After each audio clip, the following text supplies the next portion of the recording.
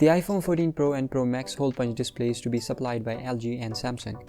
Hey, what's up guys, welcome to Mr. Technover. So, next year's iPhone 14 Pro and iPhone 14 Pro Max will feature hole-punched LTPO OLED display panels supplied by Samsung and LG, according to the Korean site The Elec.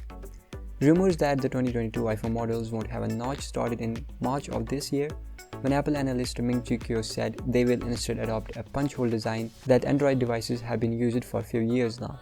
The hole punch is a center-placed cutout for the front-facing camera that allows for a larger display area instead of a notch. Kuo believes that at a minimum, the high-end iPhone models will have the hole punch design, though if yields are good, all iPhone models coming in 2022 could feature the same notchless design. More recent rumors have suggested the Pro iPhone 14 models, which will measure in at 6.1 and 6.7 inches, will continue to have a notch, with Apple limiting the hole punch design to the more expensive iPhones. There will be not an iPhone 14 mini, with this year's iteration of the smaller device being the last, according to the reports.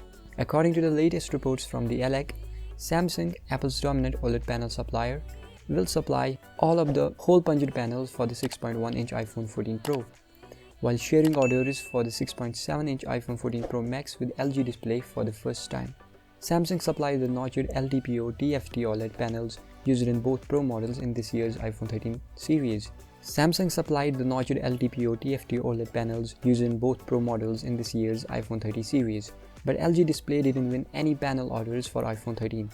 Although it did take part in the development of the panels with Apple, winning some orders for the iPhone 14 Pro Max is therefore a big boost to LG as it seeks to get a foot in the door of Apple's iPhone supply chain. Meanwhile, it allows Apple to reduce its reliance on Samsung as well as get leverage in price negotiations. With no notch, Apple will implement a different solution for Face ID, and rumors suggested that it could be placed under the display. Anyways, that's it for today. Don't forget to like, share and subscribe this video. Let's catch up soon. Till then, peace out.